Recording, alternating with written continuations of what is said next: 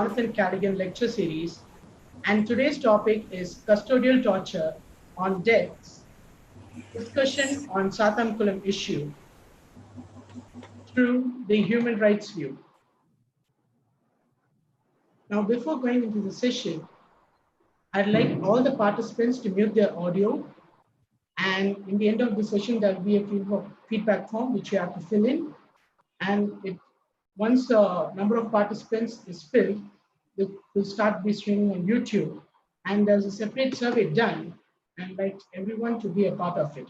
And for today's session, our guest speaker, Mr. Henri Patrick Tiphagne, Mr. Advocate, Executive Director of People's Watch. And sir, I welcome you, sir. Thank you. And before going into the session, we'll start with a video.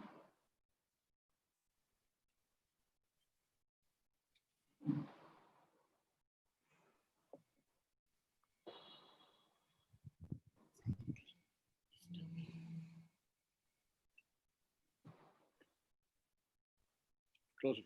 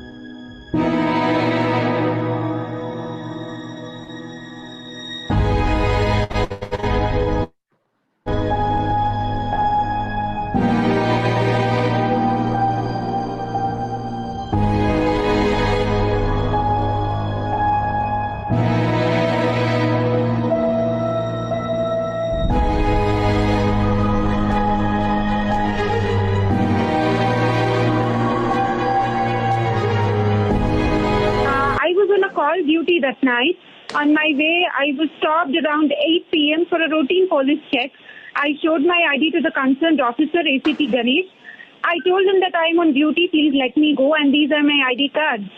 So he first patched my card and then my phone. So I asked him, sir, what are you doing? What made him do that? He slapped, and then I was shocked. I asked him, how dare you slap me, and where is the woman cop accompanying you? He got mad and he started abusing me and hitting me with lathi. I revolted back and shouted on top of my lungs saying, I'm on duty, I'm a doctor. Then he dragged me by my hair to the station where he verbally abused me. He made me sit on the ground in the station like a culprit. I can't say what he said.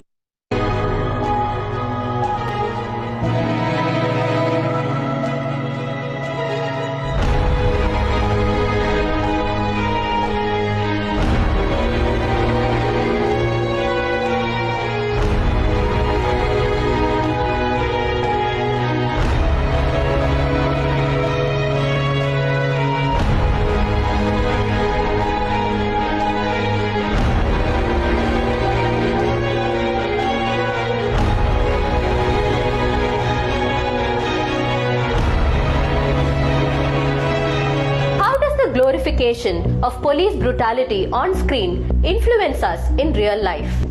Now you may say that in films like Darbar, the police is only taking the law into its own hands to kill people like rapists, drug dealers and others.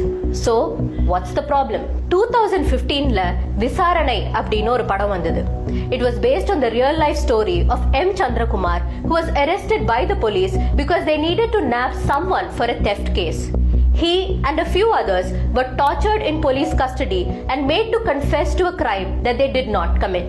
In real life, if we leave it to the police to decide who's a rapist and who's a drug dealer in their darbar, who do you think will be affected? Will it be actual criminals with power and privilege or those without it?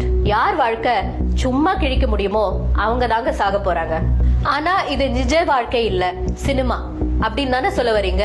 But then, cinema is a powerful medium which can normalize some very problematic ideas.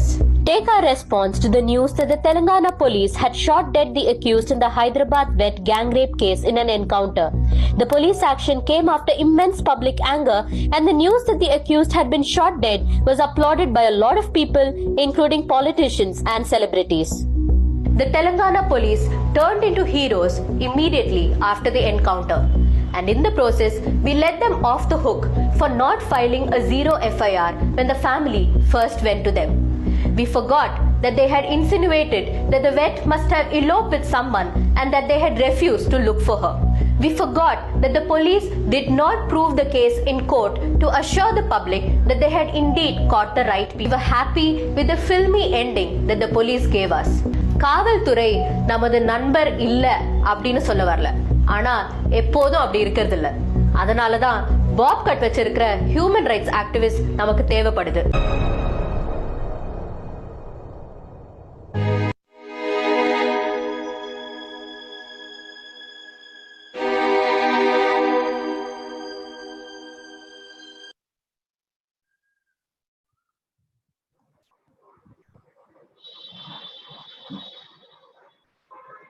The Human Rights Court has stated that torture is deliberate, inhuman treatment causing very serious and cruel suffering.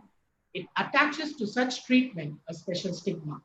Similarly, Article 1 of the UN Convention Against Torture defines torture as the intentional infliction of severe pain or suffering for a specific purpose, such as obtaining information or punishment by or with the consent of the state authorities. This is not just one case, but last year, 1,731 people died in police or judicial custody, which translates into almost 5 deaths per day. Almost 75% of those who died in police custody had been tortured. The details of the methods used are not pretty read. Nails were hammered into them, chili powder applied on the private parts, they were branded, stripped, urinated upon, violated with batons and more. 5 custodial deaths a day, more than 1,500 deaths a year, and it barely raised a ripple in a consciousness. But gladly, Sattankulam had a voice. Justice for Jairaj and Benix broke walls. This is just a brief of what happened in Sattankulam. On June 19th, Father Jairaj and son, who owned a mobile shop, were arrested for not following the rules of curfew. They were remanded in judicial custody and lodged in jail on 21st. 22nd, they were taken to Kovilpatti Government Hospital, where Benix died late that day, and his father on the wee hours of June 23rd. June 26th, the Madurai bench of Madras High Court came forward and almost a week later told the CBCID to take over. On July 2nd, after investigations of the CBCID, 5 police personnel, including of Inspector Sridhar and 2 sub-inspectors, have been arrested. And now investigations have been going on. And recently they have been shifted to a jail in Madurai. This is the overview of the situation in Sattankulam. And now I call upon our beloved HOD, Dr. Miriam Samuel, to address the gathering.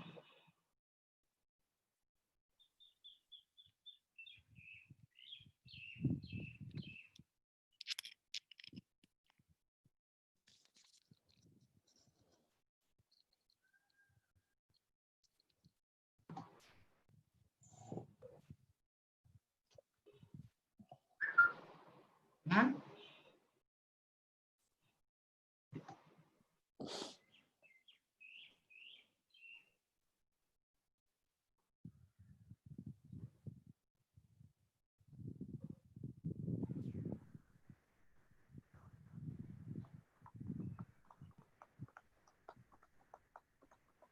Okay, due to some technical issues, ma'am is not being able to address the participants. Well, now let's forward to Dr. Prince Solomon, who will give a brief view about our speaker today and how he has worked so far. I'm glad to introduce Mr. Henri Tiphagne, the Executive Director of People's Watch. His education starts from botany and then moved on to sociology, and then he did bachelor's in law. So he's a advocate and a practitioner. So his expertise is on civil liberties, human rights, and social activism. His experience spans about 36 years. At present, he is a National Working Secretary of the Human Rights Defenders Alert, National Working Secretary of All India Network of NGOs and individuals working for national and state human rights institutions called ANI, National Convener of Working Group on Human Rights in India and the UN. In the international scenario, he is well known. He is in the executive committee member of CMCT, Human Rights Education. At present, he is a chairperson of the International Dalit Solidarity Network. His initiatives, I think that is something telling, on human rights education, training programs, and to top it, probably the icing on the cake for today is that he is one of the person who initiated the Rehabilitation Center for Torture Victims. I think that is so real and so crucial for us at this juncture to understand about the topic that we're going to discuss today. He also works very closely with the United Nations High Commission for Human Rights, and he is a very close friend of the Department of Social Work, Madras Christian College. Right from 2000, the Department of Social Work organized a series of human rights conferences, and he was one of the keynote speaker of the first conferences which was inaugurated by Justice Krishna Iyer in the year 2000. And again, he has come several times to the department, and we have met in different forums. I think we are honored to have you here, sir, in this forum, and we'll be very happy to have you. And I'm sure that this day's discussion is going to be very, very vital in the young minds and the minds who are going to listen to you, Olga. Thank you, sir. Thank you, sir. Without further ado, I now handle the session to our speaker.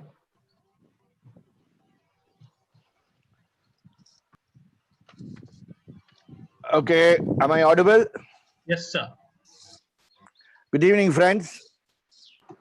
It's always a pleasure to be in the midst of anybody from Madras Christian. And therefore, in true Madras Christian culture, I said, let me have some greenery around me. I cannot match the greenery of your campus. I cannot match your campus hospitality, but I will always remember your campus and my visits to your campus. It was a pleasure. I first want to wish and thank Dr. Miriam, your head of the department, whom I've always revered for her passion to the training of social workers of this country through your institution. Dr. Prince, with whom I've enjoyed a long association. I recalled the same 2000, you call that study sessions, national study sessions, if I remember right. And good friend Sudarshan, who's there. Sudarshan, who recalls his, I'm happy that he recalls his internship with us, a 2-month internship with us. Those days, it was a very passionate internship. It was almost a summer course because they were never alone. They were with a number of students, boys and girls, living in a separate house and working till late in the night. Internships are not 10 to 6 with People's Watch, but these are lifelong relationships. And I think that is what matters. And therefore, it is a great pleasure for me to be in your midst today. The topic, of course, is not a matter of great joy for all of us. And I want to congratulate your department for that short video that you put, reminding all of us and reminding me that the focus has to be on the issue of torture. Well, the figures have been already listed out. But let us not forget, these are figures taken from the National Crime Records Bureau. And the material to the Crime Records Bureau is given by the state police.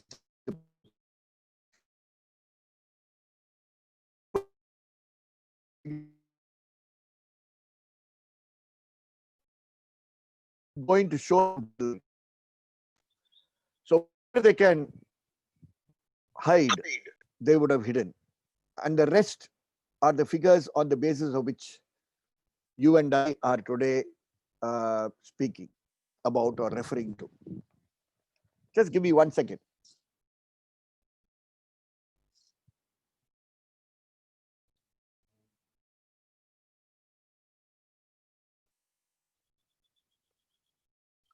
Cynthia? Cynthia?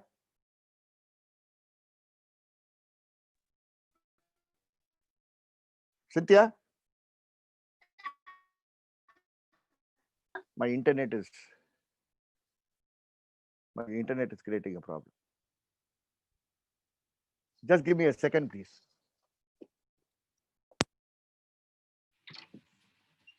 I'm calling out to you. My fan.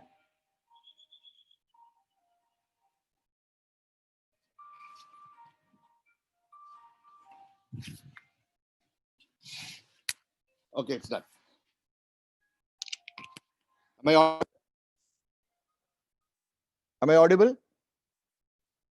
Yes, sir. Yes, sir. Yeah, I'm sorry. There was some sudden internet change, so I had to make sure that the best connection was made available. So the NCRB details, the data that we have, is therefore not complete and therefore not authentic. The data that we have from the National Human Rights Commission is the alternative. And these are on the basis of complaints received by the NHRC and not otherwise. And if people refer no cases to the NHRC, and if people hesitate to refer cases to the NHRC, then those cases are not going to figure within the figures of torture that we are referring to in our data. Therefore, friends, these figures of 5 cases of torture a year will not last. I was engaged in the year 2006 to 2008, 36 months working in 47 districts covering 9 states of this country. I'm happy I'm alive after successfully completing that program, which was a national project on preventing torture in India. And with the data that we generated from 47 districts across the country, our projection to the 600 and odd police stations in the country was that there are 1.8 million cases of torture a year in this country, which fall within the ambit of the United Nations Convention Against Torture, which unfortunately our country signed in the year 1997, but has not ratified it 23 years thereafter, in spite of the Universal Periodic Review assurance to all states of the United Nations in the year 2008, in the year 2012, and repeating itself in the year 2012, 2008, 12, and 16. So we are in a country which promises the world that our constitution, which is true, under Article 21 bans torture. Our Supreme Court, through its various verdicts, have shown that torture has no place in India. Our high courts have followed that. But we hesitate to come with a domestic law that condemns torture, that makes torture a crime, and we simply refuse to ratify a convention we signed 23 years ago. And torture is defined, my dear friends, as pain and suffering, physical and psychological, which is intentionally caused by a government servant with the purpose of securing information or a confession or punishing a person, and it goes on. So everywhere where a pain and suffering is caused by a public servant, which is intentional in nature, even if it is caused for getting information or obtaining a confession or punishing somebody, that amounts to torture. And the first aspect of this lecture for me is, let us today resolve. We will not use the word police excesses, henceforth at least. We will call them by the legal word that they are supposed to be addressed by, which is torture. Torture is a legal term, and let us use the legal term. And I know hundreds of social work students and social workers are watching this lecture. And to all of you, I want to tell you that that victim, that small little person, that person whose names is always not known, whose names we refuse to remember, who are in the confines of their homes after suffering all this pain and suffering that falls within this definition. To them, the definition is not important. To them, the law on torture is not important. To them, a lawyer like me is not important. To them, a social worker like you, who's willing to hold the hands of the victims and strengthen them and tell them that you are with them, is what they need, and that is what they never get. Friends, there are many people who praise me for what I am. And I owe it. I owe all that to the thousands of victims who have allowed me, in almost 35 years of my being active, to hold their hands, use the law and make mistakes, but never lost control of their hands, and continued to convey the warmth in me to them, telling them that it is important for them to continue the fight. All forms of torture that you see in the police stations, my dear friends, not only those that you're going to get into in the Sattankulam case, all forms of torture, unfortunately, I have seen with my own eyes through the victims who have narrated them to us all the past 35 years, but in particular through the victims of the special task force violence in the border areas of Karnataka and Tamil Nadu, bluffing us all that they were gunning for Veerappan. Whether they got Veerappan, nobody caught Veerappan. They killed Veerappan. That was also a case of a police action. They killed somebody who was peaceful. And that is why today we have our good friend Vijay Kumar, who is my contemporary in St. Joseph's College. My good friend Vijay Kumar, who is now advising the government and the Ministry of Home Affairs. He should have been in bars, behind bars, for killing, mastermind killing of Veerappan. Unfortunately, there was not a single politician who came forward to say that. And this passion in me has been built, engineered, sustained by a source of hundreds and hundreds of victims who have every time taught me that what they required was our hand. And therefore, social workers, please don't get caught that this is a legal matter. This is a matter for social workers. This is a matter for sociologists. This is a matter for psychologists. This is a matter for counselors. This is a matter for psychiatrists to get engaged, because the relief and long-term rehabilitation of all these people who are victims of police torture, the millions that we are talking about, has to be carried out by each one of you.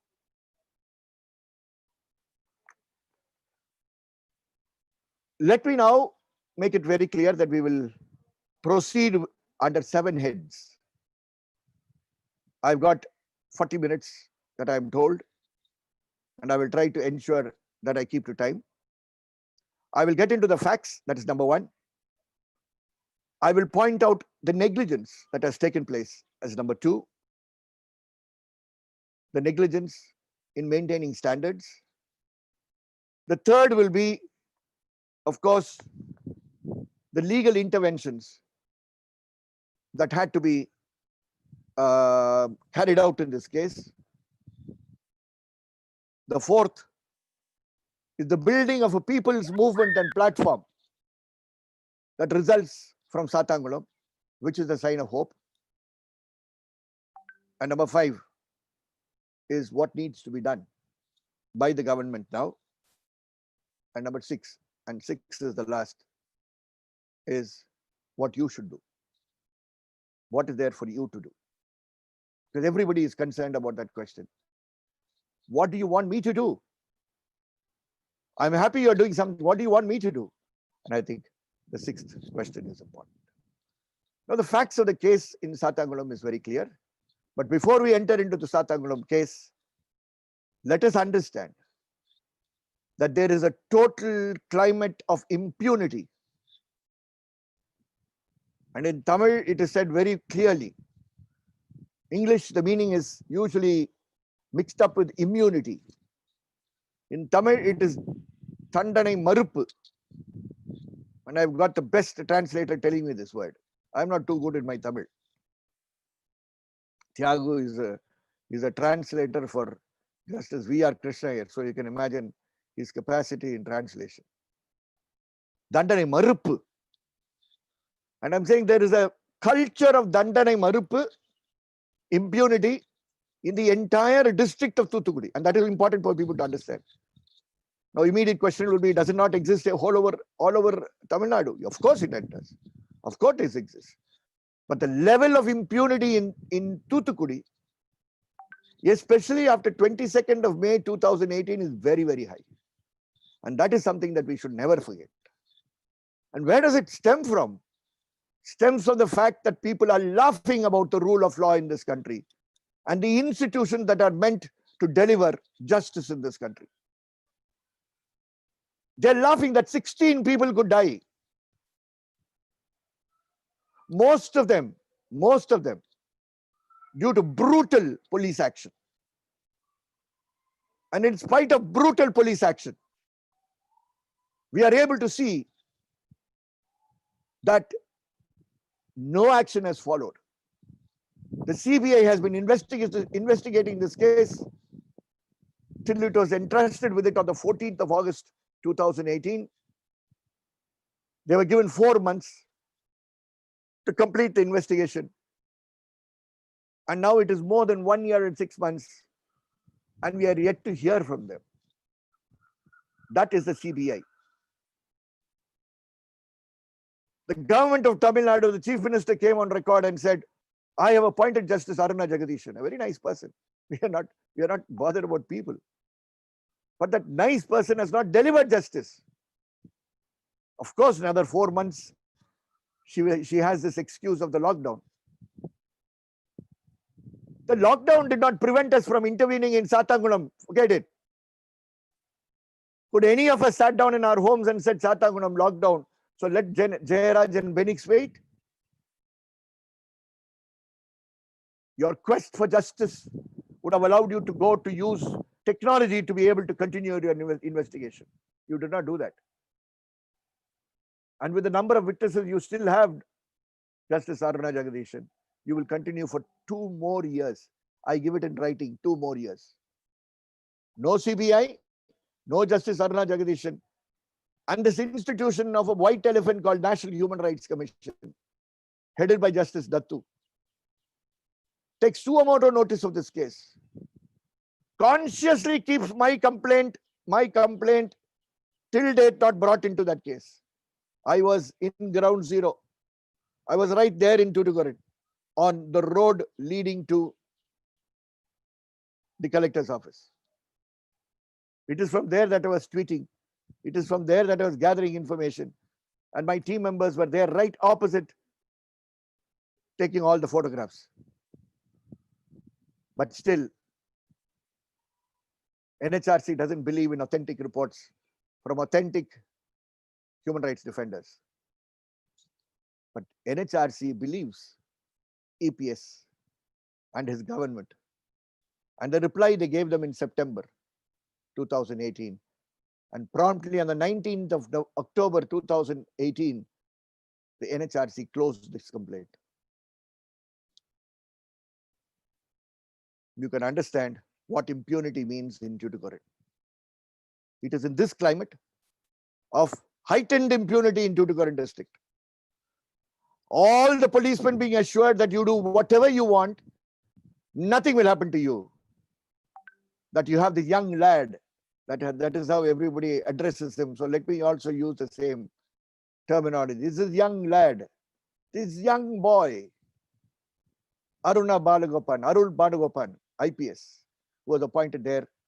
Why the hell did you appoint a young boy, a lad with no experience into Tuticorin? You knew he had no job to be done there, because whatever the police did, nothing will happen. It is in this climate that we have to look at Sattankulam, my friends. I am brutal, but I have to be brutally honest today. Otherwise, the young folks listening to me will throw me off as one more bluff.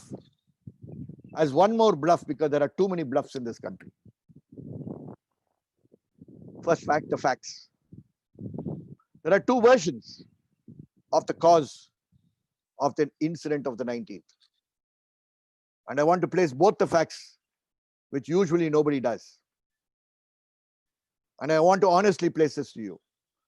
The first version is the attempts of Sub-Inspector Balakrishnan to procure some computer-related or, mobile-related or a mobile itself, purchase it on an EMI that Jayaraj refused. So there was an enmity, is cause 1. And this is becoming very popular. But the one which is unpopular and which most probably is closer to the truth is the fact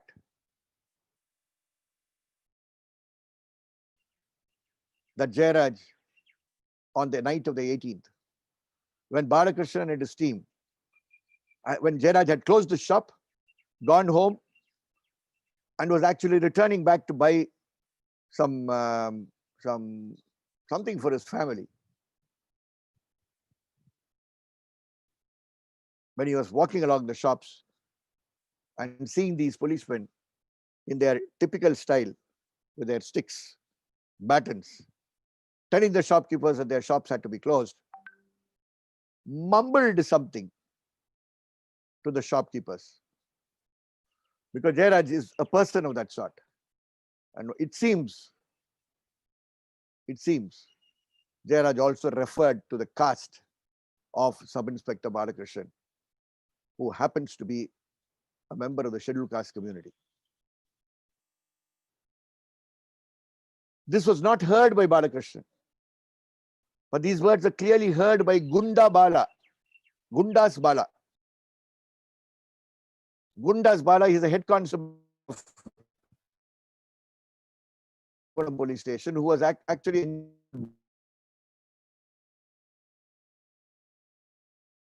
where Gundas Bala information made against Balakrishnan, referring to his caste. And therefore, on the 19th evening, the operation took place. The operation Sattankulam took place. And this operation Sattankulam is very clearly the fact that they came with an intention, and the intention was very clear, either because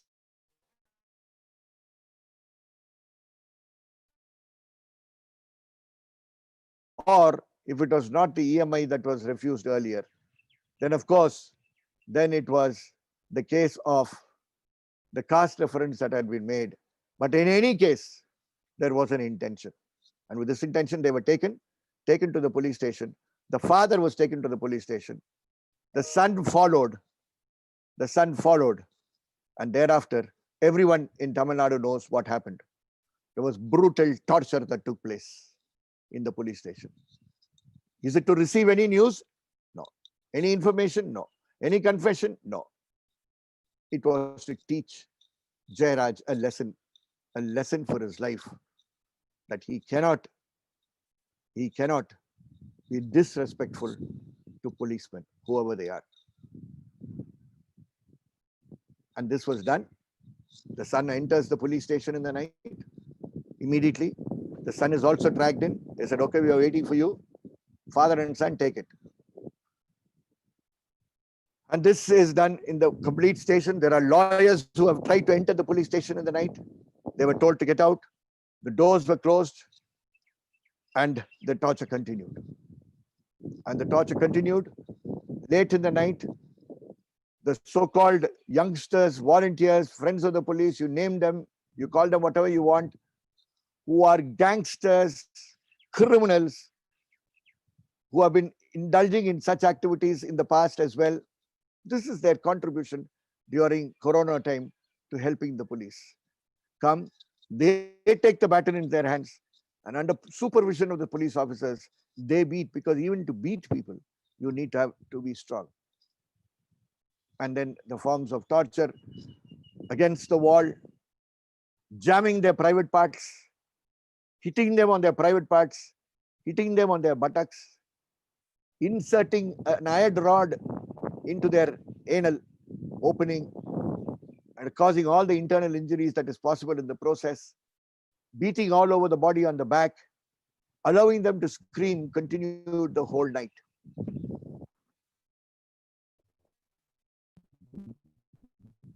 These are, but for always also that the family, and this is going to be painful to an audience of Madras Christian College, the family, being a Christian family, called out to their pastor. I'm told the pastor is somebody who has done some studies in law. The pastor immediately called upon the bishop of Tuticorin. We don't know. What is not known is the interventions that they did. We all would like to believe that they did something.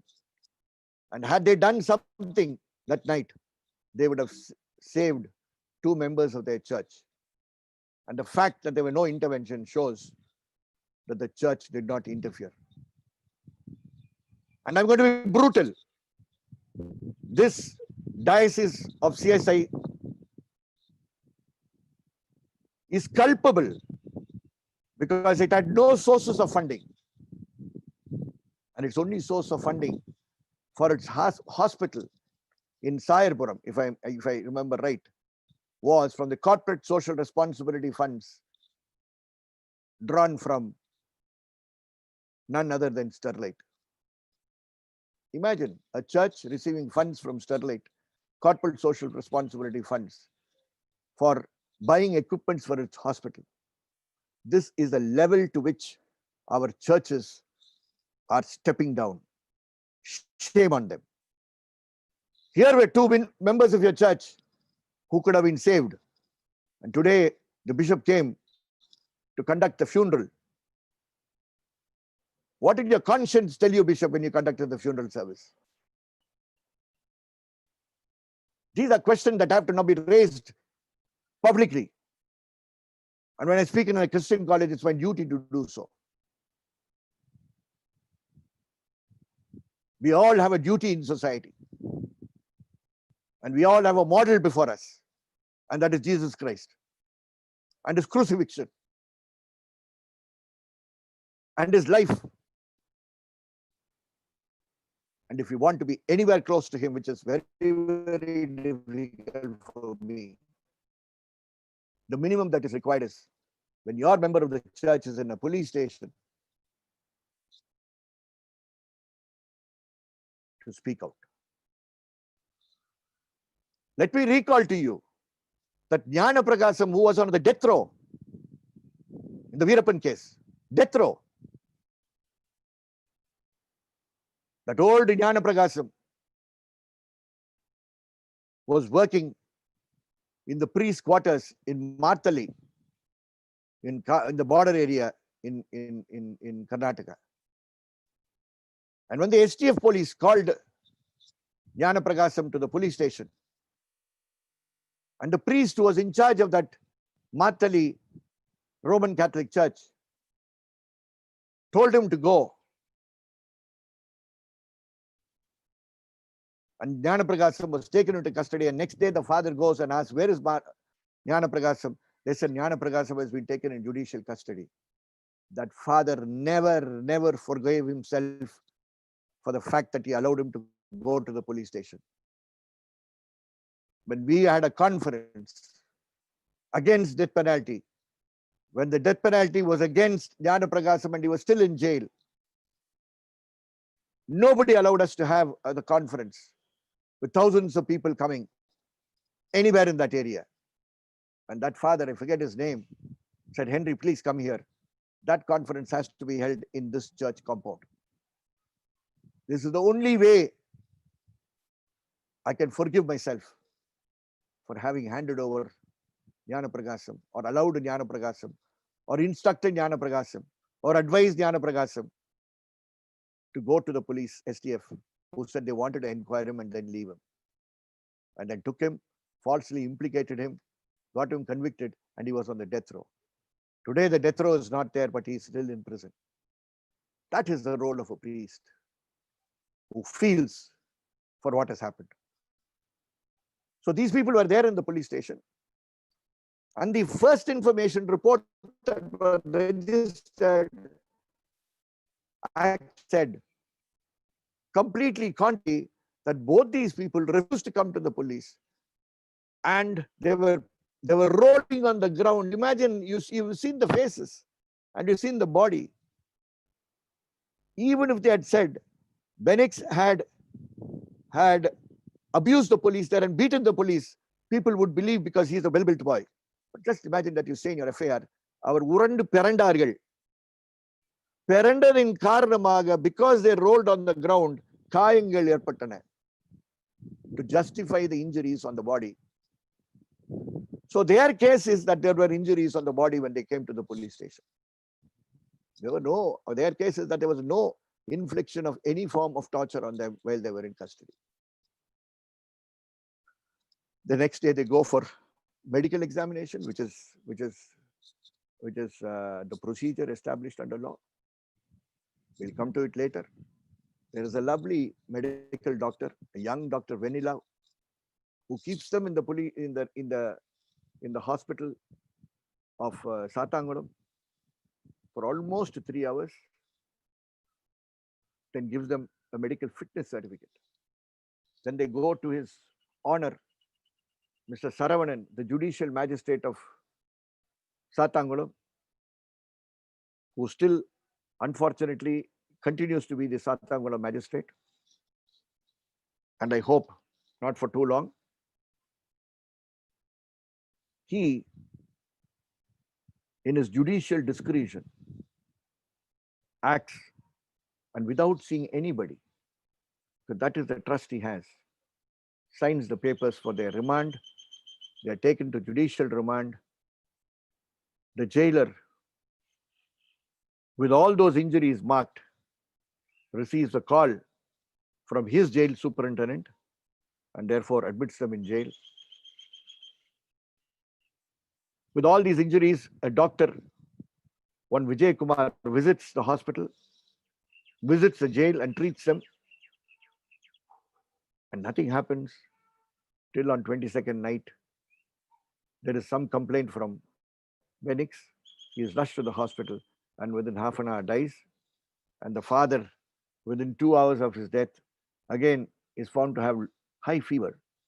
Without this information being passed on to him, he is rushed to the hospital where he dies in the early hours of the 23rd. These are the facts of the case.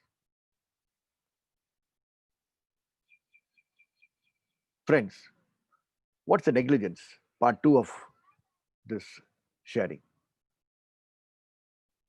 The police have indulged in torture. There's no doubt about it. The inspector has been present, physically present.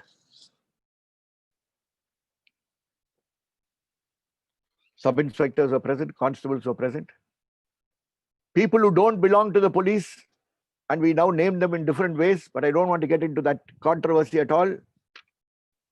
They call themselves volunteers, they call themselves friends of police, they call themselves by other names, Seva Bharati, whoever they are. Under law, they have no business to be in the police station. They have no business to take the lathi in their hands, and they have no business to beat. All those are part of the act which led to the death of these two people. But now what is kept in hiding is the fact that this place had a deputy superintendent of police called Prathapan. And this Prathapan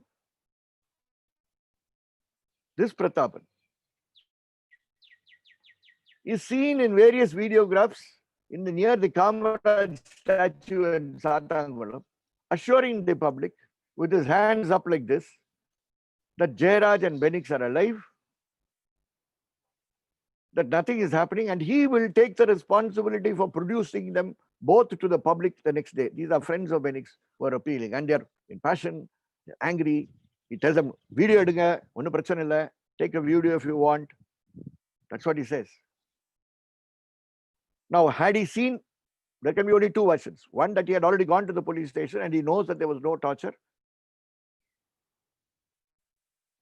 and therefore gives an assurance. Remember, all the while he's a superior police officer. Or because of what he heard outside, he then should have gone to the police station to verify with what he heard outside was true or not.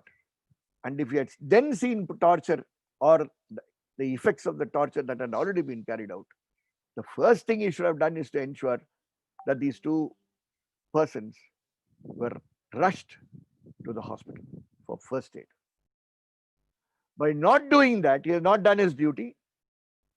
Otherwise, he has been negligent in allowing his subordinate officers to commit a violation of human rights. And therefore, he is also fully culpable, and he is part, and if he has kept quiet, he is party to the conspiracy that led to the murder of these two people later, to the death of these two people later.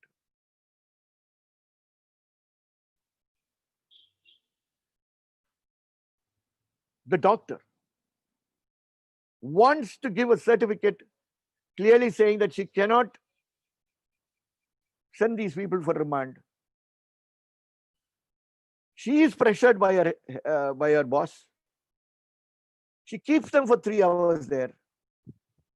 The 3 hours indicate the time that it took to convince Vanilla what she had to do. The pressures brought about who spoke to her boss will now come out of the investigation. Did the inspector speak? Who spoke to her boss? Who's also another woman doctor. And then she gives a certificate ensuring that the BP of both Jairaj and Phoenix are brought down. That certificate, together with the remand report, together with the first information report, are then carried with the two accused in a vehicle to the court. It is a Saturday. The magistrate remands both the accused.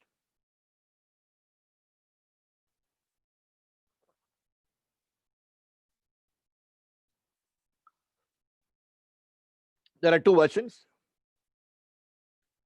The first version is, and this is actually what took place,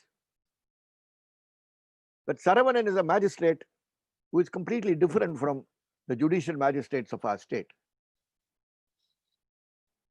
So he doesn't believe in following the criminal procedure code or the criminal rules of practice. And therefore, he will sign on every paper that is provided by the police to him. What the police give him back in return is not the subject matter of our debate today. You understand what I'm saying? And that is shameful, because our subordinate judiciary in Tamil Nadu today is far, far, far, far better than what we have in the entire country. And if I say so, please take it. Because we, from the human rights movement, have seen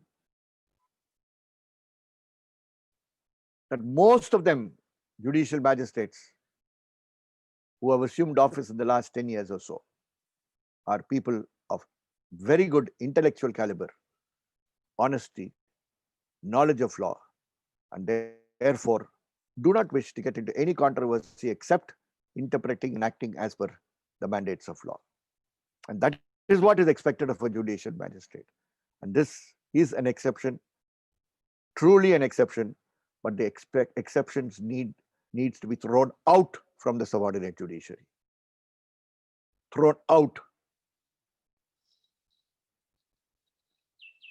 The law expects that the judicial magistrate, this person is produced before the judicial magistrate. Now, this man signs the FAR. When he initials the FAR, he reads the FAR. When he reads the FAR, he needs the FAR stating that these people rolled on the ground and had sustained injuries. And if that is so, where are the injuries? He has to see how serious the injuries are. He never did that. If you looked at the medical report, you would have seen injuries if the injuries were marked. Then he had to ascertain whether they are fit enough to go for police remand, to a judicial remand, to a jail. He did not see them. He signed the papers. According to the criminal rules of practice amended in the year 2019, he is supposed to tell these two people and hand over a copy of the remand report to them, memorandum of remand to them, and also ask them whether they had a lawyer of their own choice to move bail for them. Since this was brought to his notice later, he said, since the documents were in his custody, he has now, I'm sure, tampered it to show that he is supposed to have seen these people in video conferencing. I'm sure the police who are going to investigate this case will also have to go and investigate the judicial magistrate. And if it is not the police, Magistrate Bharati Dasan, who is conducting the inquiry, will have to inquire Mr. Saravanan. Definitely. Without meeting him, he cannot complete the inquiry. And then they are taken to the jail, 120 kilometers away, in a private vehicle, not even in an official vehicle. They knew that in any official vehicle, it will be very difficult. There will be blood stains. They engage a private vehicle. They ask the party to pay for the private vehicle. You can find out all this. All this is coming in the investigation. And at the entrance of the jail, they are kept waiting because the jailer refuses to take them in. The jailer receives a call from his jail superintendent. And the jail superintendent's intervention, the admission is made. They are inside, and then you know how the death occurred. So there is negligence of the doctors, there is negligence, utter negligence of the judicial magistrate and the sub-jail superintendent, which has ultimately also contributed in leading to the death. Even if they have not party to the entire conspiracy, at least they are definitely party to a lot of suppression of evidence, and therefore several sections of the IPC will be attracted to the offenses they are party to. Now, the legal intervention that followed thereafter were that the family arranged for a lawyer to move the Madras Madurai bench of the Madras High Court on 23rd morning. A very swift action, as a result of which one of the honorable judges directed that the post-mortem should be videographed. And it was kept, it was videographed. A team of doctors came and did it. But on the 24th, there was a suo motu cognizance of this case as a PIL by the division bench in Madurai, as a result of which the entire case came to the division bench in Madurai. And the other case, which was before the single judge, also got tagged on. The judges in their wisdom did not allow anybody to intervene. The judges did not require any amicus curiae, anybody to assist the court. And on the 24th asked for the post-mortem report and the report of the magistrate. Just the judge, Bharati Dasan from Koilpatti was asked to conduct the procedure and inquiry that is done when somebody dies in custody. These are usually registered as suspicious deaths, and therefore there is an inquiry. Earlier it used to be done by the RDOs. Now the law has been amended. When there is a death in custody or a rape takes place in custody, it has to be a mandatory inquiry conducted by a judicial magistrate. This was on the 24th. 26th, the state did not come with the post-mortem report. Had they come with the post-mortem report that day, the whole process would have started that day. The state was very sure that they wanted to delay the post-mortem report as far as possible. 26th went. 27th and 28th weekend. By 29th morning, the government of Tamil Nadu started saying, CBI, we are handing it over to the CBI. It was announced on Sunday. Monday, the case was posted on Tuesday, but on Monday itself, the government's counsel came and made a representation to the court. The court said fine. And then the court, in its wisdom, also heard that there were some difficulties and therefore mentioned that till the CBI comes, the CBCID will carry on the investigation. And they had only signed the order when they got a further report from the judicial magistrate who was carrying on the procedural inquiry of what happened to him when he went to the police station for inquiry. Imagine a senior judicial magistrate entering for inquiry. The whole of the world is watching. The High Court is watching the case. The DSP Pratapan, whom I mentioned earlier, is sitting in the seat with the additional SP. They never get up when the magistrate enters the police station. No sign of respect. And from there, through their body language, they communicate to the policemen not to cooperate. This was the role of two senior police officers of the rank of additional SP and the DSP. Emboldened by the physical presence of these two police officers there, and in this climate of impunity of Tuticorin that I spoke to you, when policemen were asked by this magistrate to give statement, they ran away from the police station, is what he writes in a written complaint to the registrar of the Madras High Court.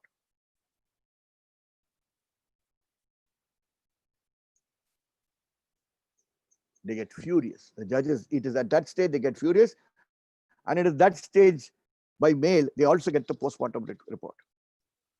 So with the post-mortem report in their hands and this complaint of the magistrate, then go the series of orders for CBCID. The case is posted on the 29th, the 30th, the 2nd. By then the CBI start investigating and the arrest of the accused take place.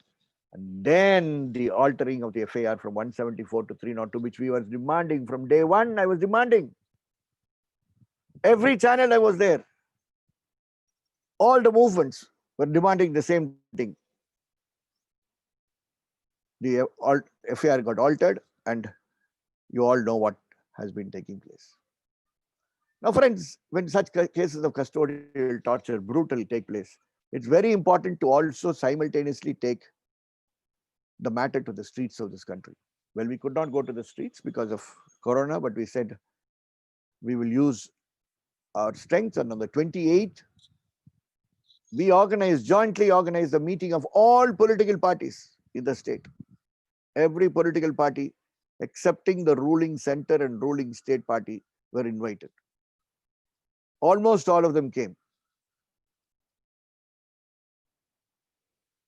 All political movements, all human rights movements, all Tamil nationalist movements, all the communist parties, all the Dalit parties, all the Muslim parties, persons with disabilities.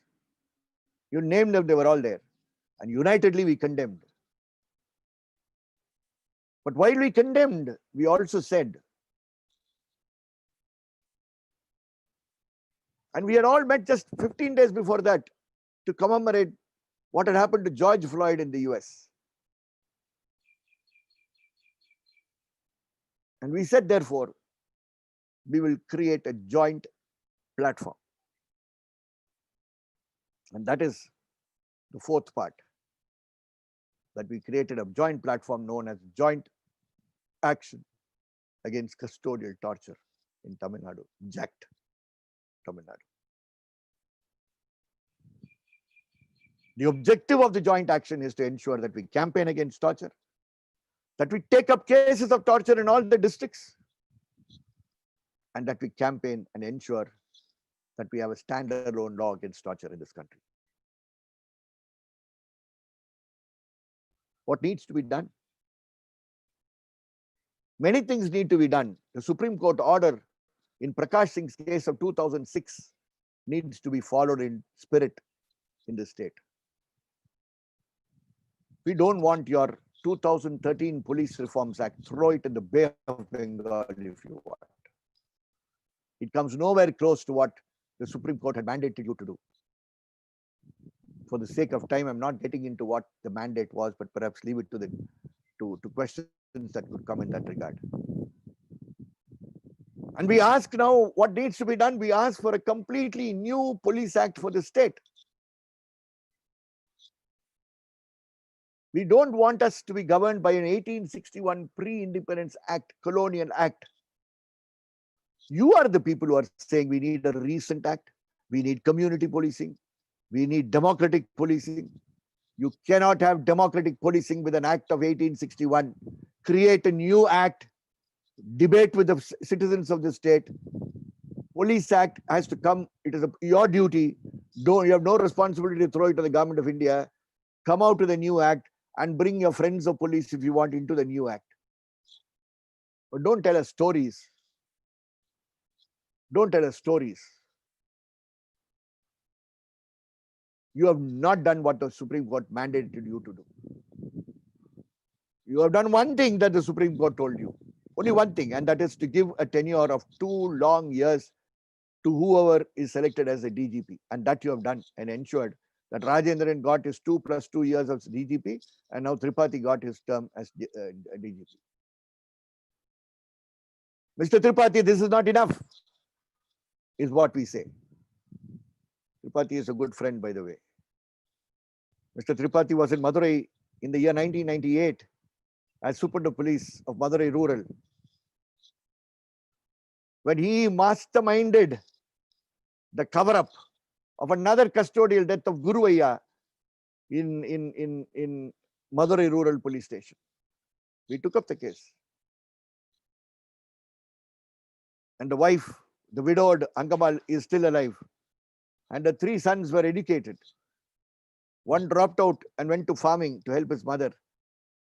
The eldest Manichami is today a lawyer in Gudalur, a trained lawyer in Gudalur working with a human rights organization.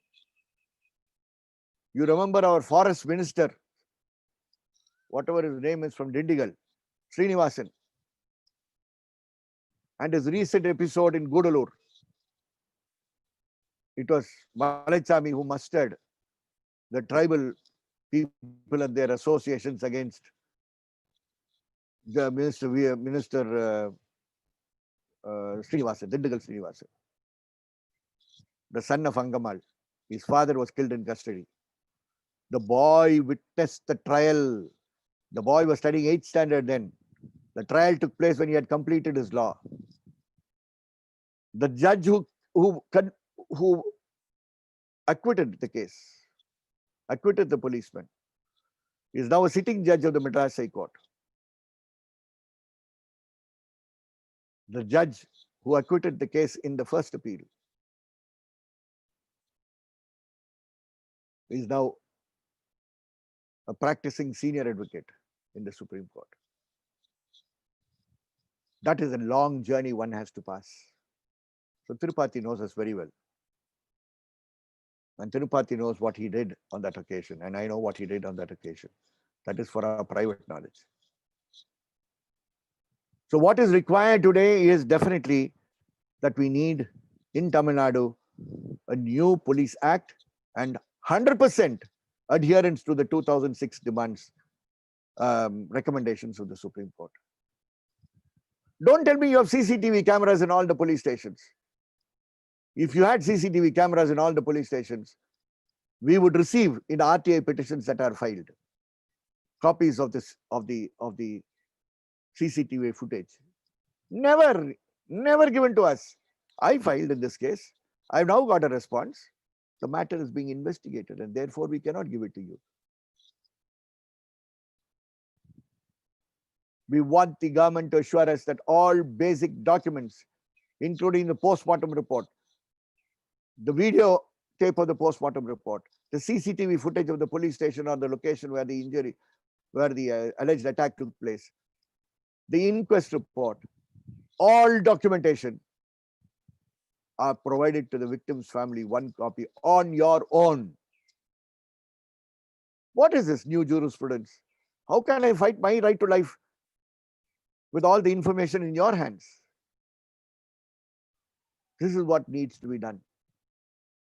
And the district, state, taluk legal services authority in the state need to ensure that every police station is visited in the morning, in the afternoon, in the evening by a duty counsel whose name and mobile number is put at the compound wall of the police station. So that if anybody has a complaint, he can walk into the police station to see if somebody is illegally detained or being tortured. And if that is the fact, then it is business to go and complain to the police, or to the legal services authority to take up the case. Last part in 2 minutes and then I'm over. What have you to do? Never remain silent. Never. If you have heard about a case of torture, open the portal of the government of Tamil Nadu's police department. Go to the complaint, register a complaint online and set the law in motion. Whatever you have heard, set the law in motion. You hear about a case of torture in the newspaper, don't read the newspaper in your toilets and then forget about it. Go back, take that article, send a complaint to the State Human Rights Commission or the National Human Rights Commission and say, it is my duty to bring this to your attention. And we hope that you will do your duty of taking this complaint on file and ensuring that notice is issued and necessary action under law taken. Send it to the NHRC. Send it to the NCW if it is also a woman. Send it to the NCPCR if it is a child as well. Send it to the National SC Commission if it is a Dalit also, or the ST Commission if it is an Adivasi. Don't remain silent. Never remain silent. Join such joint action councils and assist as a doctor, as a forensic, as a psychologist, as a lawyer, as a translator. The movement needs you. And that is how custodial torture can be fought. Custodial torture cannot be allowed in a country that is democratic in nature. And let us resolve. The one way that we can pay homage to Jairaj and Benix is that we will fight torture throughout this country but in particular in my state, and in particular, we will start from my district, my taluk, my block, my village, and ensure that every case is brought to our attention. I will stop here. I'll wait for questions, and then we'll proceed. Thank you. So thank you so much, sir. It was very much impactful and very much influential. We already have a lot of questions. I'll sort it out and I'll compile it and I'll put it up to you, sir. First, many people are asking about the role of NHRC. Like they are saying that it doesn't even take complaints from most renowned persons like you. How will it take a complaint from a normal common citizen? And if there are many cases, so much, like you're saying in millions, then what does it exactly the NHRC has been doing all this while? Well, let me be very, very honest. I cited an example of the Tuticorin case where they refused to take a complaint from me. But please don't use that against the NHRC. NHRC is your institution as much as it is mine. The NHRC is in bad leadership at the moment. But the NHRC will not change if you and I do not challenge it. Because the NHRC doesn't belong to its chairman, the NHRC belongs to the people of this country. I have paid a price for all I have done to criticize that institution. My bank accounts are closed for almost 2,100 days now. Note it, 2,100 days from the year 2012 because of challenging that institution. But my challenge has not reduced one bit. It will not. Because the NHRC doesn't belong to the people who sit down there. It belongs to you and me. Because of the hue and cry in this case, the NHRC immediately took on file the complaint of the member of the Thoothukudi parliamentary constituency, Honorable Kanimuri. I know that will go into the waste paper basket. I'll tell you why. The very next day, the State Human Rights Commission has already taken it on file. And with the State Human Rights Commission already taking it on file, the NHRC's jurisdiction to continue to handle this case has been thwarted. So friends, let's continue to put pressure on the NHRC. And the more pressure we put on the NHRC, things will change. That is human rights. Okay, so I fight them every day, but they know they have to engage with me. And it is not a matter of pride at all, not a matter of ego at all. Please, fighting is different from ego.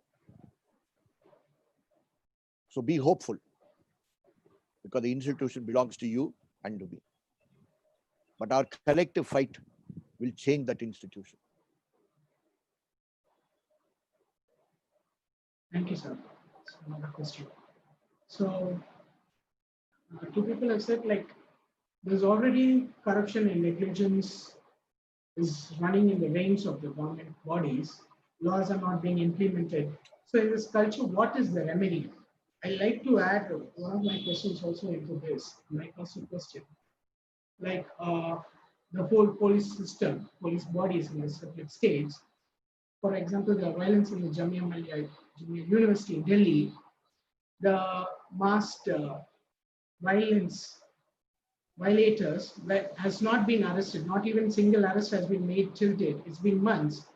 When the police couldn't take action in those cases, it is being used only to the middle class people. Crimes against them only used to torture them. So why such a body? Let's reduce the funding of such body. Why is it still existing then? Unfortunately, I will have to answer the same answer prevails here. All that you said about Jamia is 100% true. But I have to expose this NHRC. This NHRC functions internationally on an accreditation it enjoys which is known as an A-grade accreditation. Now, all these facts, my dear friends, that you are asking me are excellent questions. But these are the questions where all of us will have to join together and ensure that their accreditation as an A-grade institution under the Paris principles is thrown out and they are then brought down in their levels. That is a shame. That is the activity we all have to engage and do. And that is what will put pressure on that institution.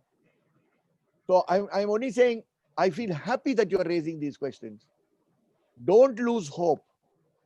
Let us join together and in our fight against the NHRC, join us.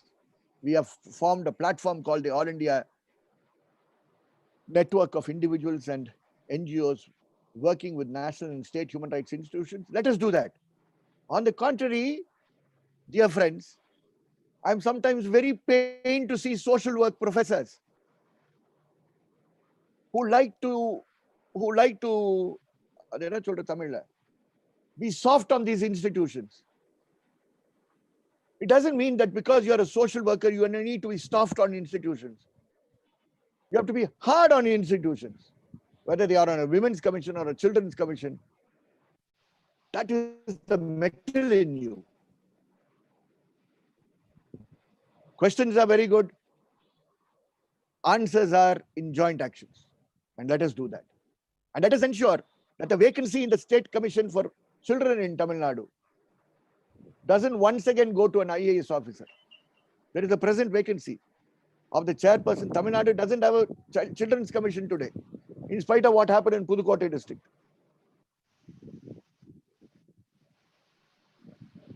Let us ensure that our joint action will ensure that no more corrupt IAS officers come as chairperson of the NCPCR. We have full-time members. Full-time members. I'm asking you, why should Dr. Miriam not become a member of the SCPCR in Tamil Nadu? Full-time. What is wrong? What is it that she doesn't have? You understand what I'm saying? That is what we should all move towards. And for this, we need to be hopeful. We need to work collectively. So another case related to it. In case of forming a police complaint authority, what should be the composition of the panelists comprising this authority in order to remain unbiased and public friendly? What is the body that Madras Christian College will have to constitute for complaints from the Madras School of Social Work, from the MCC's Department of Social Work? Supposing Madras Christian College is following a grievance committee only for postgraduate students of social work department. What are the minimum standards that you will want? There should be someone outside from the department. Minimum.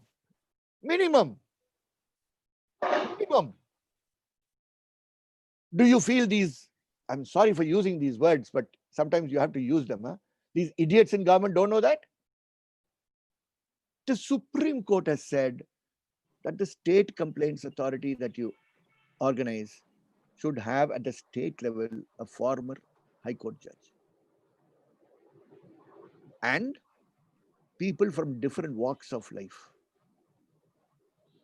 Unfortunately, the only walks of life they know are IAS, IPS. But not even that.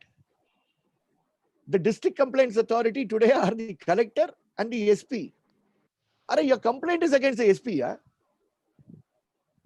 This is what the Supreme Court said. Have a district judge and other independent members. But they have replaced it with a collector and an SP. And the third thing that the Supreme Court said is these recommendations are mandatory. And these people are saying it is recommendatory. Serious. So how can you ensure that there are no complaints against the police in the state? There is something basic. And that is why I said, follow the Supreme Court order of 2006 recommendations in Prakash Singh's case. And yours is the 6th recommendation that you are referring to in this question. And thank you very much for that question. But this needs a movement, my dear friends. This doesn't need a seminar. This doesn't need a webinar. It needs a movement. Change cannot be brought by courts alone. The D.K. Basu judgment, which gives you the 11 commandments, is in 1996. The Prakash Singh case, which tells the state what you have to do to ensure that you have a good police, is 2006. And we are in 2020 with Sattankulam case. Friends, join the joint action against custodial torture.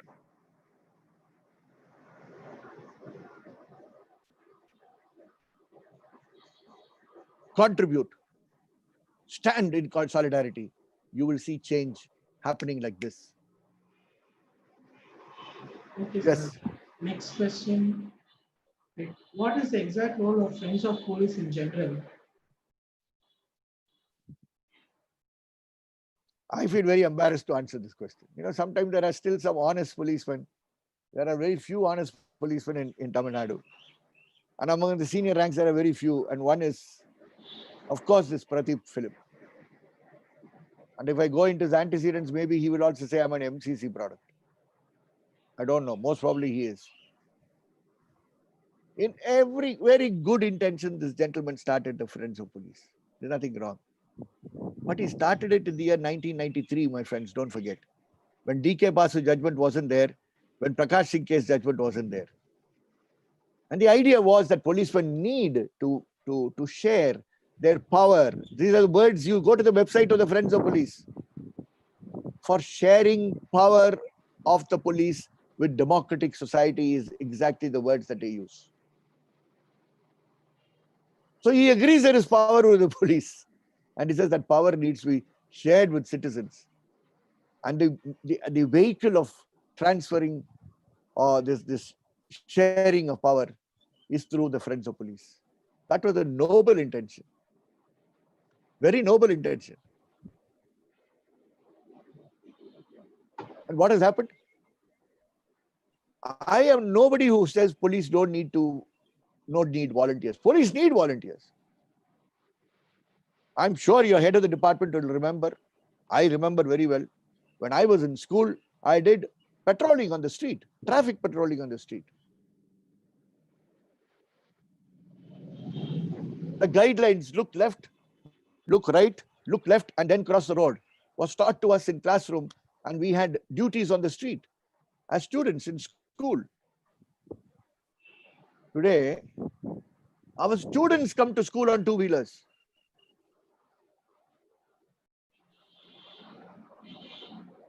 Half our traffic accidents would reduce if our students continued to learn traffic rules in school and then were employed by the police in traffic regulation around my campuses.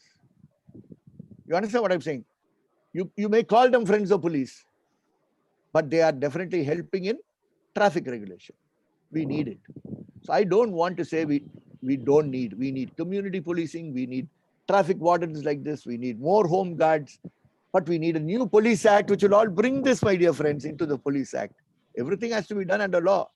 Home guards have a Home Guard Act of 1963. Home guards have a Home Guard rules of 1963.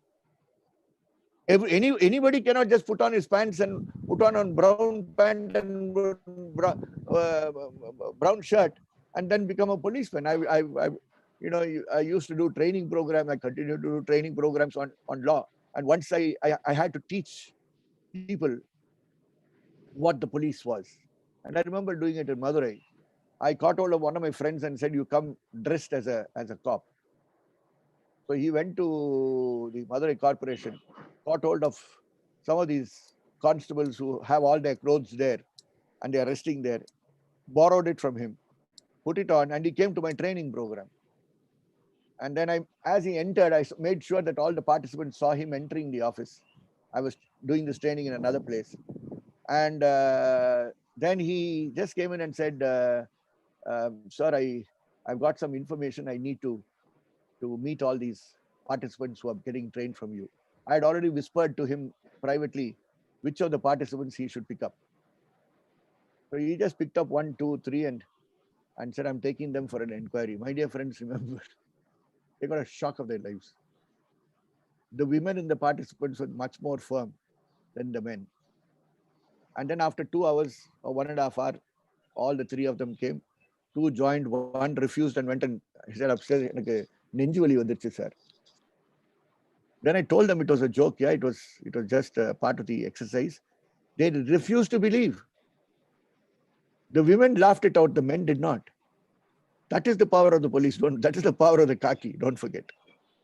So it's very important that we need bodies like this to interact, but it has to be done under law. Please amend that is exactly what we're telling the state. I told them in an afternoon program today. Amend the Police Act, change the Police Act from the beginning till the end and incorporate all these changes.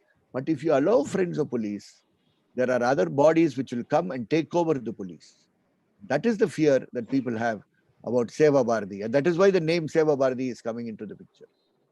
And criminals like the inspector of Sattankulam and others, and there are many other criminals like this in khaki, will use these people for illegal purposes. That is what we are frightened. Yes, sir. Next question. In cases like Kasi cheating women and police are handling him in a royal manner, political parties are using police as puppets. And should we see in another manner that caste is also playing a role here? I'd like to add a point also, sir. Political parties, even in these issues, they simply say, let's not politicize it. But the people who rule are actually from political parties. So they actually have a lot of influence over these bodies. So inclusive of caste also. So the question is, what does it happen? No.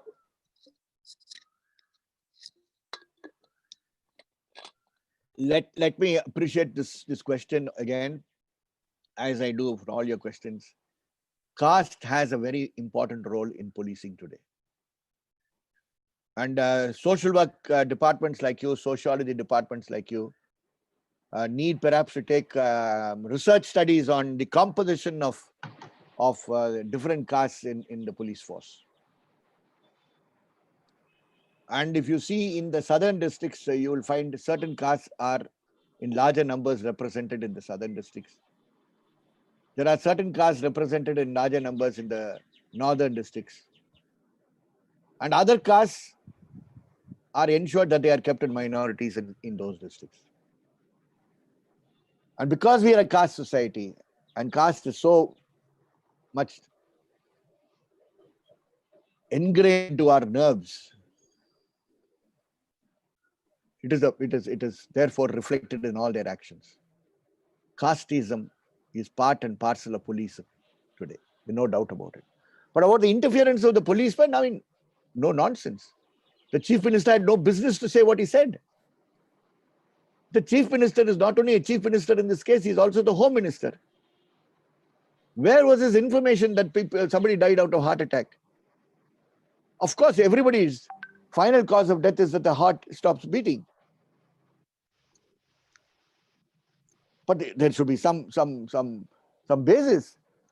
The chief minister spoke only to convey a meaning that others should not interfere. That is politicization. You had that other scientific minister. We have one scientific minister in Madurai. He should be Minister for Science. You all know. The next Minister for Science and Technology comes from the ADMK party from Madurai, Mr. Sellur Raju. You have now the Kadambur Raju, who is now a jurist, who says this death did not take place in lockup. Who are you to talk? The matter is being investigated. The matter is being investigated by a magistrate. Shut your mouth. That is what the law mandates you. The law tells you, shut your mouth. If people come, you should say there is a process of inquiry going. Don't ask me a question. That is an honest minister, honest chief minister. These are people who are interfering in the path of justice at every stage. And that is wrong.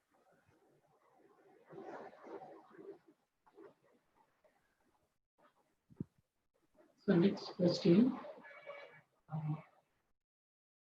Can justice be served in a capitalist society? Now, friends, let's be clear. A capitalist society needs to show that it is a just society. Otherwise, capitalism will not run. I don't say we are in a capitalist society today. We are in a different society. But because your question is posed that way, I want to also answer the same way. The capitalist society that you are talking about definitely needs to prove to its society members that justice delivery works. So it will have to work. It is not that it will not work or should not work. It will work. The laws would be tilted in favor of certain people. That's a different question. But it will work. As a judiciary, it will work. It should work. But we don't have a system like that, even minimum here. That is our problem.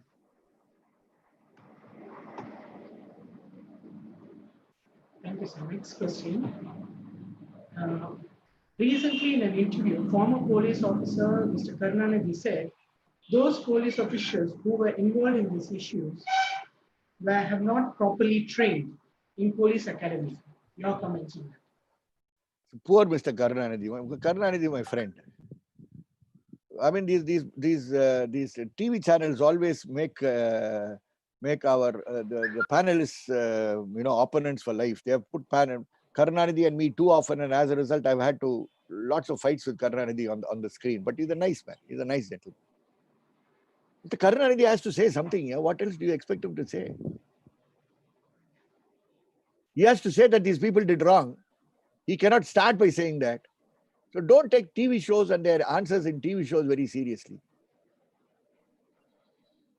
Yes, the trainings are not sufficient.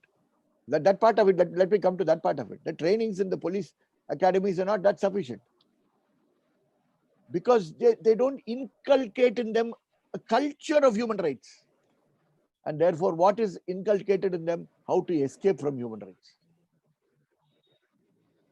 And the human rights kara vanda, and the human rights kara, I don't know who that Karan is. Ava vanda, avanradhu eppadi thappikirathu is what they are taught. They are not taught to nurture, develop and respect human rights. அப்படி பண்ணா police station போகும்போது என்ன சொல்லுவாங்க? வாங்க, என்ன சமாச்சாரம், என்ன வேணும்னு கேட்பாங்க. டேய், that will not come. A long way to go. A long way to go. But those long journeys are started by efforts like what you are taking. I want to tell you all something, friends. 20 years ago, in the year 2000, Prince referred to 2000. 2000, we started a campaign against torture to observe around the 26th of June, which is the International Day or the UN Day of Solidarity with Victims of Torture. We started it as a 1-week program, then we started a 2-week program, a 3-week program, then another 1 month observing of the UN Convention of Solidarity, of a Day of Solidarity with Victims of Torture. And this lady constable, women head constable Revati, I am informed now, also participated in that campaign against torture 20 years ago as a young woman. Friends, you understand? Is there some sign of hope? I'm sure this is a better sign of hope than what exists elsewhere. That lady who went on the street and campaigned against torture and asked for a torture law in this country and asked for the UN ratification of torture with a cultural troop coming to the village, etc. 20 years ago, today had the courage to speak up when torture took up in her police station, to speak up and have a husband, marry a husband who supports her and give birth to a daughter who tells her mother, Amma, dhairiyama irungamma, unmai mattum pesungamma. This is hope, my dear friends. Let us draw hope from Revati. Revati is not an ordinary women head constable. Revati is a human rights trained women head constable. This training she never got from a training college. She got it on the streets and we gave it to her. I am proud of it. That is the training that they need. Unfortunately, Karunanidhi doesn't know those trainings. You and I know those trainings. And we will continue to do those trainings. And so one last question. So can we expect the current pace and honesty to continue with the change of Justice Prakash? Friends, there's a big suspicion here that Justice Prakash was taken off, Justice Pugarendi was taken off, that Justice Satyanarayanan has been brought in. Please, you all trust me. This has got nothing to do with anything else. This is a routine transfer of all judges that takes place. We sometimes look forward to such changes. Judges are human beings. Every judge has a perspective. Justice Prakash and Justice Pugarendi did a very good job in the context in which facts on the ground were slapped on their face. Let me use these words very respectfully. And the facts on the ground were that they saw the first postmortem. They saw it. They saw it. And they got a report from Magistrate Bharati Dasan of the utter misbehavior, criminal acts of an additional superintendent of police, a DSP and a constable when a magistrate went to inquire. These two put together paved the way for the case. But don't forget, my dear brothers and sisters, that you and I were fighting on the street simultaneously. You and I were raising our voice outside. What happens is court is determined by what happens on the streets. If our streets are active, our courts will reflect them to a certain extent. The Supreme Court was not active in the month of March on migrants, was not active in month of May on migrants. There was protest. Senior advocates of the Supreme Court wrote an open letter. Go to the wire and you'll get a copy of that letter.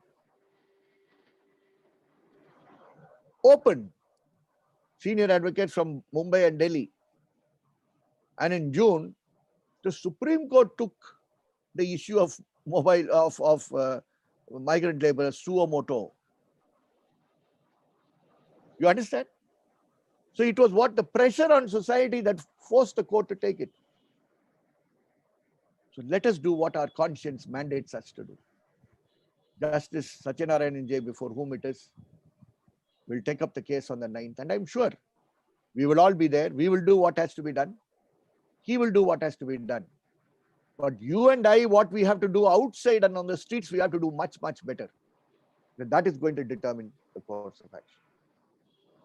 The judges have to feel that if they don't monitor, there is a people's committee monitoring. And that is what needs to be done. And the last day word, social workers, students and friends. Please don't forget that Benix was a student of social work. He had completed his MSW. Your guarantee of an MSW is no guarantee against police torture. He studied in a college in Pollachi. Of course, he didn't get into CSR activities, etc. But he's a student of social work, and you are all students of social work or products of social work. So wherever you are, your MSW is no vaccine against torture. You can be beaten as badly or more than Benix. And if you don't want it to happen to yourself, be part of the movement that speaks against torture. That is what is important.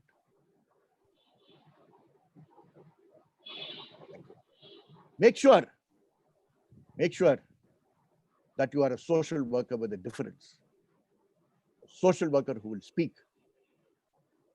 A social worker who will not remain silent. A social worker who will not want to only please higher police officials and higher IAS officers. You will be a social worker or a professor, a teacher with a difference. It is difficult, but I'm sure you will do it. And that is what your social work department is and what it has been nurturing all these years as far as I've seen. Thank you. Thank you so much, sir. We'll move on to the next part of the seminar. We'll have a feedback from Ms. Jennifer from Stella Maris.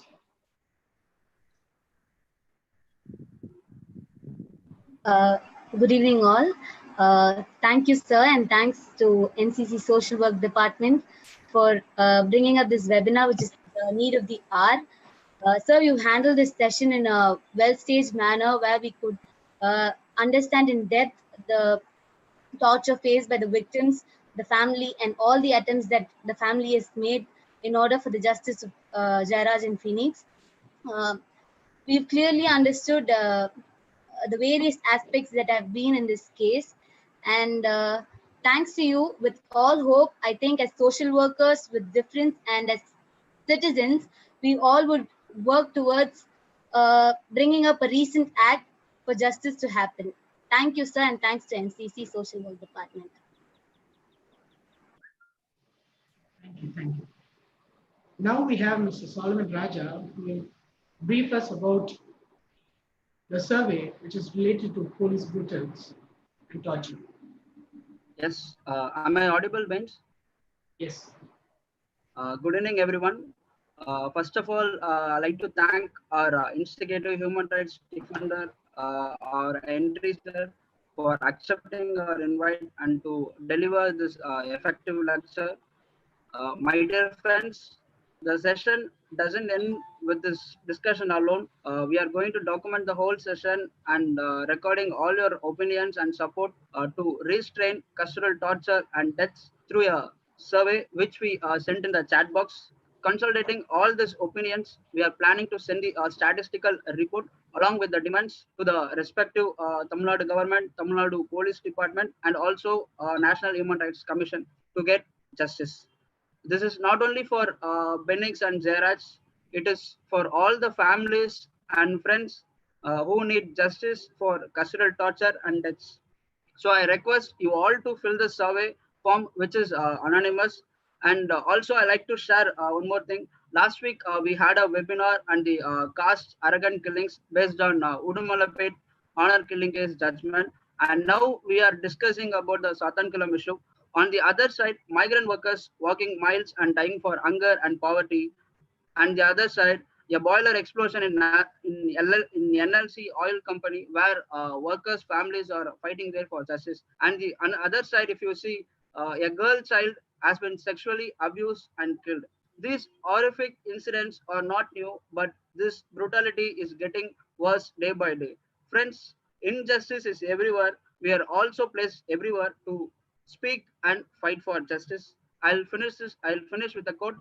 As a student, as a citizen, as a human, always be capable of feeling deeply any injustice committed against anyone, anywhere in the world. This is a beautiful quality in evolutionary, which is quoted by Che Guevara. We need human rights defenders and we need you all for the support. Sorry for making a large note. Finally, I'll remind you all again to fill the survey, which will help us to work effectively. Thank you.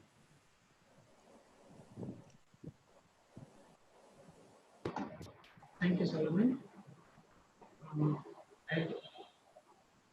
I now call upon Dr. Prince Anatharai to deliver the vote of thanks in this webinar. Good evening, all of you who participated in this very important discussion. Good evening, sir. So much to have you with us on this evening. As you rightly said, this is not a happy occasion. This is not a happy day. It's not a pleasant topic to discuss about the demise of Benix and his father due to this torture and custodial death. Nevertheless, and though they lost their life, they have given us an important issue to discuss and deliberate on how we are going to stop such issues in the days to come as social workers and other development workers. no discipline talks about the inherent worth and dignity of human being than social work. There are only two institutions. One is social work, and the second is the Holy Bible, which talks about the inherent and dignity of the human being, the worth of the human being.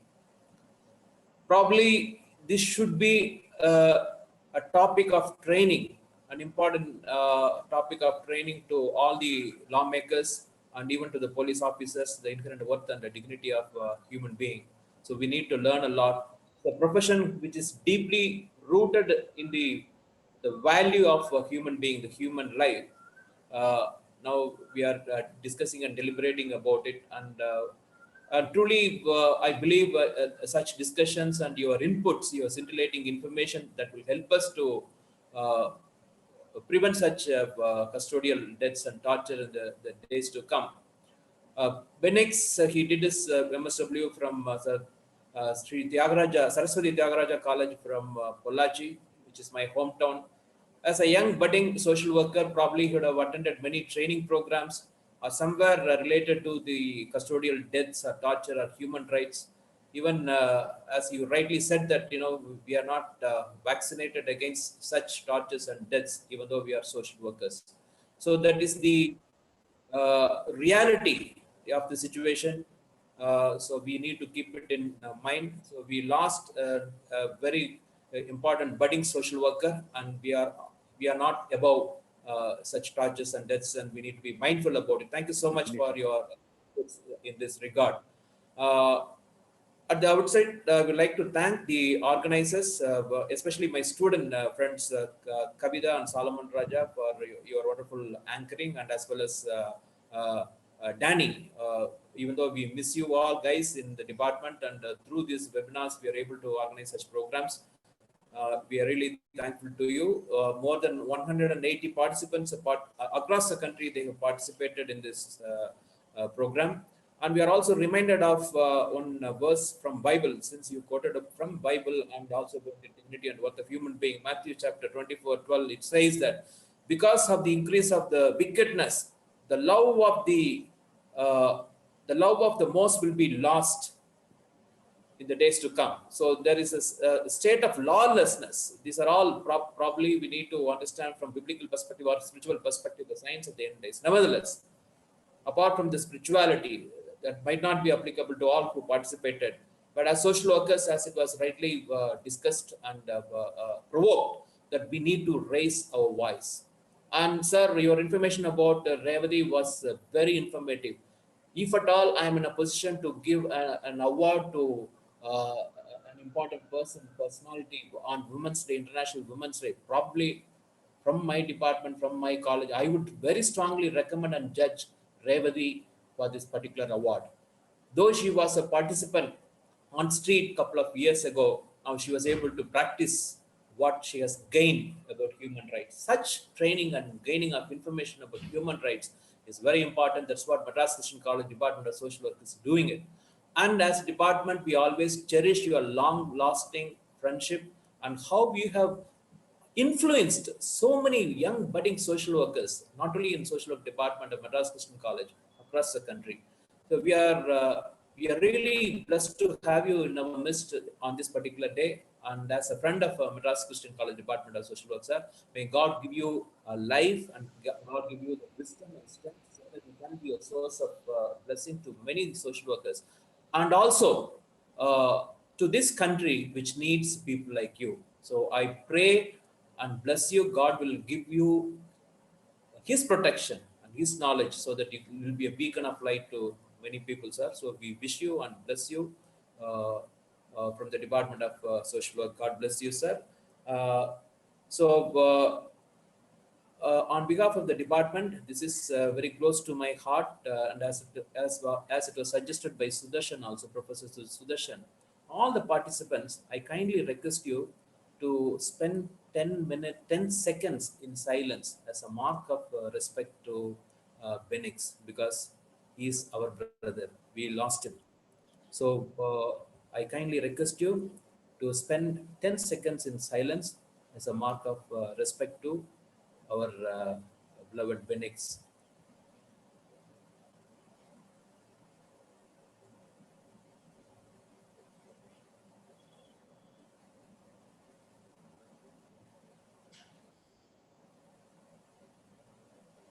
Thank you so much, sir.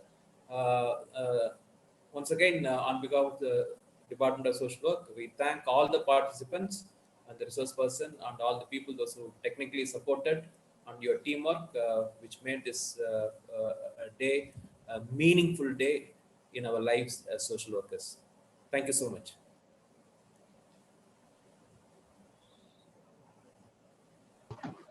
Thank you, sir.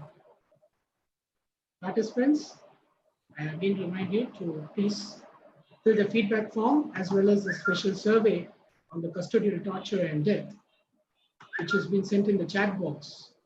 So please do fill in, and your opinion is important, and we should not just stop here, it should continue.